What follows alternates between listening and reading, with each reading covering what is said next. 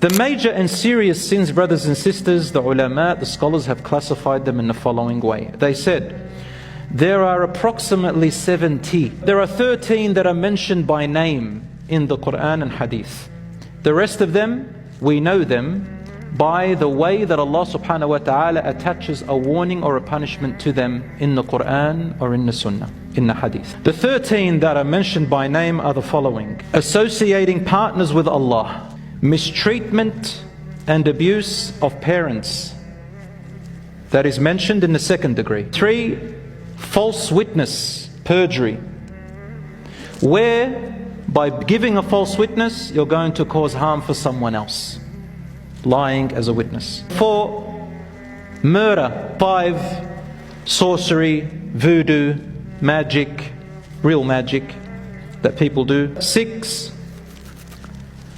consuming the wealth of orphans. 7, riba, usury, consuming usury. Today the new name is called interest. 8, this doesn't apply to us now, but this is in the case of the battlefield. When there is a charge, the Muslims have to charge for a person to leave and abandon their brothers and sisters during the charge. 9, accusing a chaste woman. Do you see, subhanallah, in this hadith, a chaste woman is mentioned, that it is forbidden, is one of the big major sins to accuse her of committing adultery or fornication when she is known to be chaste. A false oath. You say wallahi on a lie. When a person curses or swears at their parents, this is mentioned different to the other one. The other one is more of an action and treatment. This one is more of verbal. Cursing a person's parents. And I warn you, brothers and sisters, there's a hadith of Prophet ﷺ, he says, there will come a time when people will swear at their own father. They said, how ya Rasulullah? He said, they will swear at other people's fathers, then that person will swear at his father, it's as if he swore at his own father. 12, killing a child. Killing your own child. This is abortion. The last one, committing adultery or fornication with the wife of your neighbor. Here are some other examples which the scholars have enumerated about major sins. Each one of the ones I'm about to mention now, they all have an attachment of punishment or warning or anger from Allah or a curse attached to them. The first one, as I said before, is shirk, which is making partners with Allah, murder, and I'm going to add a few more details here. Just some of the more common ones. Suicide, abortion, serious injustice to others, zulm, serious injustice, not doing your obligatory acts of worship. For example, missing the 5 daily prayers is a major sin, brothers and sisters.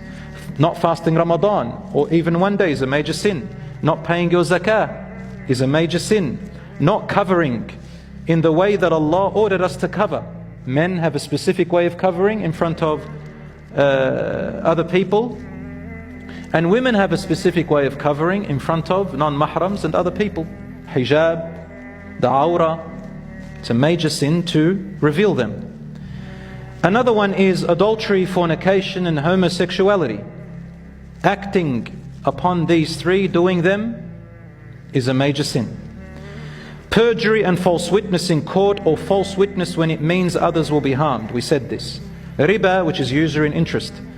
Gambling, theft, extortion, serious blackmail, deliberately avoiding paying a debt, accusing a chaste woman, intoxicants, wine, alcohol and recreational drugs which can intoxicate a person. As for eating pork and non-halal meat, there is a difference of opinion among the scholars. Some say it's in the major category, others they say it's the minor.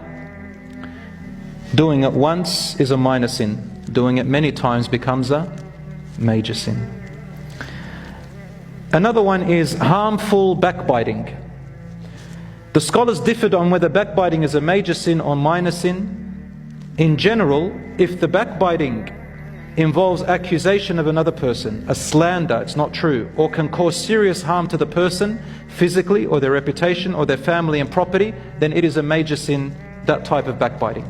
The other type of backbiting is the one that is very minor. It doesn't go beyond there, it doesn't cause any harm to the other person, that goes into a minor sin.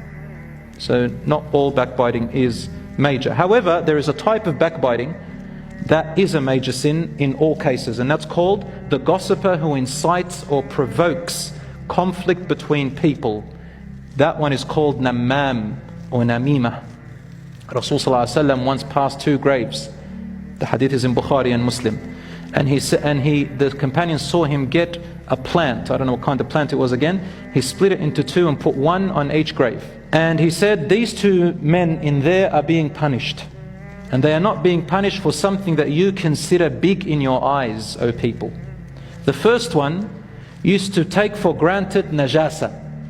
Najasa means impurities. He used to go to the toilet and doesn't care that the urine used to splash all over his clothes and go and pray with them and worship Allah with them. Never cared about cleaning himself. Second person used to walk around with namima. He used to go around gossiping to other people about things that would cause conflict and fights between people. That is a major sin. One more, deliberately praying in a state of junub. You know what junub is, right? An example of junub is when a person wakes up from bed with a wet dream and doesn't have a shower, knows that they are in that state and goes and prays. It's a major sin. You have to shower before it. Or married people, if you after intercourse you don't shower and then you go and pray deliberately, this is also a major sin.